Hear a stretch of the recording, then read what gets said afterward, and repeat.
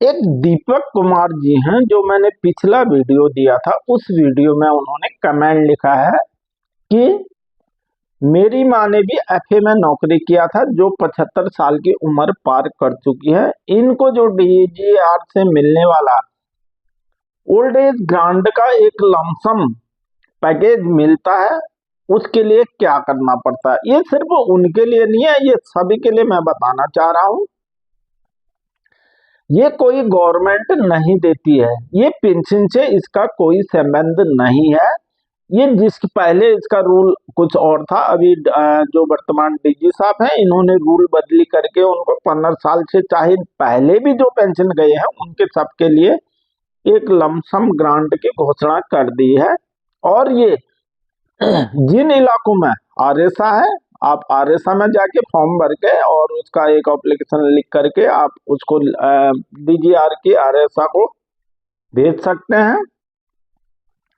जिन इलाकों में आरएसआ नहीं है, आरएवा काम करती है, उनसे भी संपर्क करके आप ये काम कर सकते हैं। अगर जिन इलाकों में, कई इलाके ऐसे हैं जिनमें आरएवा भी नहीं है, तो आप जिनको भी ये मेरा वीडियो मिलता है, आप एक एप्लीकेशन लिख करके उसके साथ अपना अकाउंट पासबुक का अकाउंट नंबर वाला पेज का फोटो खींच करके, और उसके बाद डिस्चार्ज सर्टिफिकेट का फोटो कॉपी, पीपीओ का फोटो कॉपी, पान कार्ड और आधार कार्ड का जो भी फोटो कॉपी है उसमें लगा करके आप डीजीआर को भेज दीजिए और आपका पैसा अकाउंट में आ जाएगा। दोस्तों नमस्कार, मैं सुबेदार मेजर रमेश राम, संरक्षक आरएवा संगठन देहरादून यूनिट। सबसे पहले मैं आज जो वर्तमान हमारे डीजी साहब हैं, लेफ्टिनेंट जनरल विकास लखेड़ा साहब, उनका पूरे उत्तराखंड के पूर्व सैनिकों की तरफ से बहुत बहुत धन्यवाद एवं आभार व्यक्त करता हूं। वैसे तो जब से भी डीजी साहब ने विकास लखेड़ा साहब ने डीजी का पदभार संभाला है, तब से उन्होंने जो 190 साल में ऐसे काम नहीं हुए हैं, उन नए नए कामों को उन्होंने इंजाम दिया है।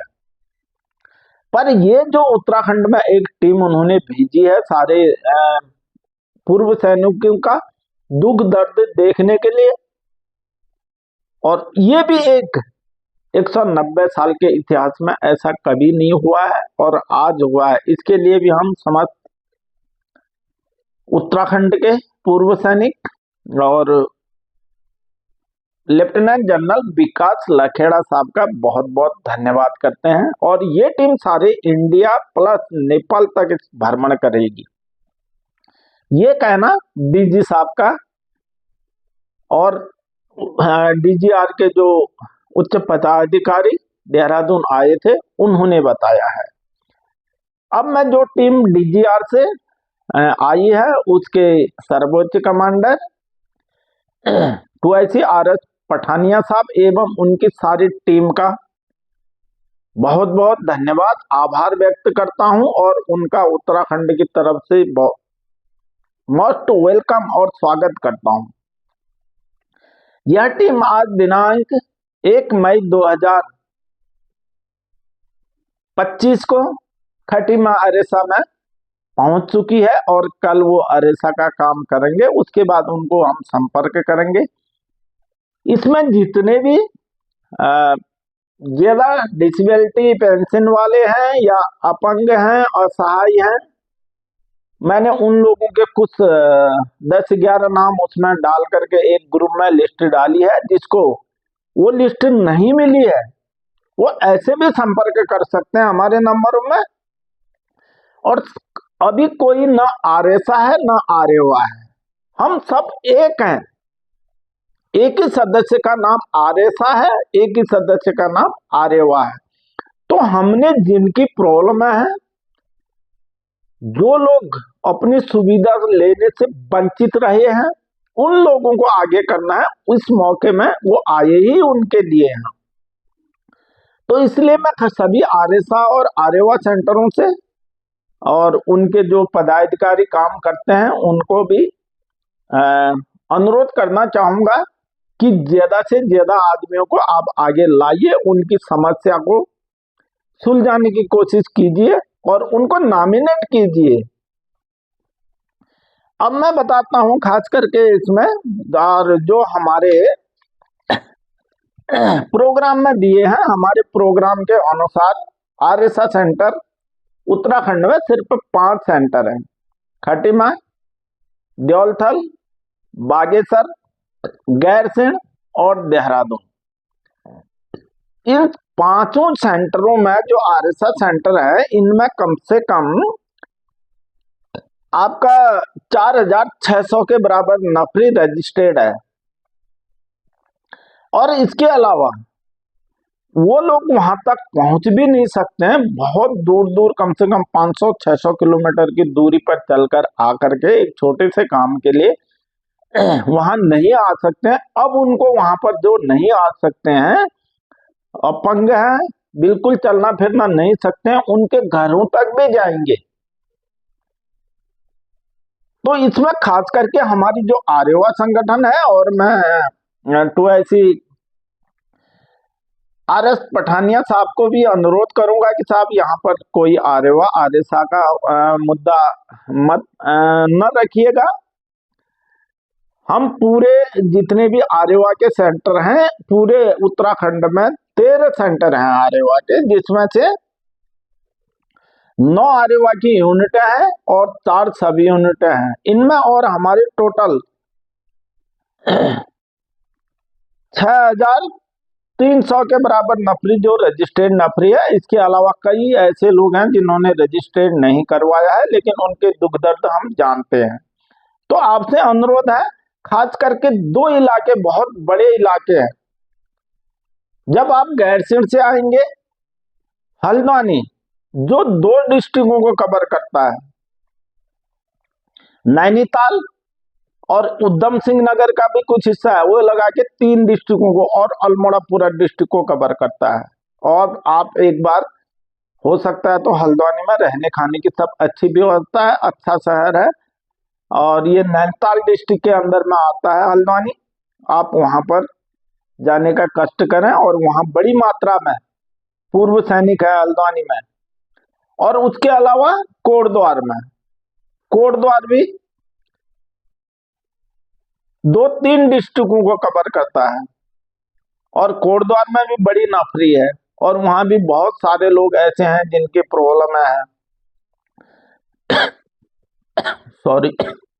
तो इसलिए आपसे अनुरोध है कि आप इन जगहों पर जाएं, और जो भी असहाय लोग हैं, बाकी आप जब देहरादून आएंगे, हमने देहरादून जो भी मैंने इसमें लिस्ट दिया हूं आपको भी भेजूंगा मैं, उस लिस्ट को मैंने देहरादून में शामिल नहीं करा है। यहाँ आने पर आपसे बात करेंगे और आपसे समय मांगेंगे 1-2 घंटा, जिसमें भी हमारे पूर्व सैनिकों के बारे में, वीर नारियों के बारे में और पेंशनियरों की जो जो मुश्किलें यहाँ पर आ रही है उनके बारे में, यहाँ पर भी बहुत हैं जिनकी समस्याएं हैं, उस बारे में हम बात करेंगे। लेकिन इसमें सबसे बड़ी जिम्मेदारी जितने भी हमारे आर्यवा सेंटर है और आरएसए सेंटर है उनकी बनती है। जो बाहर से टीम आई है उनको उतना पता नहीं है कि कहाँ जाना है, किसकी समस्या है। ये सारी आपकी जिम्मेदारी बनती है, बड़ी जिम्मेदारी बनती है ये, और इस जिम्मेदारी को आप लोगों ने और हमने सब ने मिलकर के पूर्व सैनिकों ने निभाना है।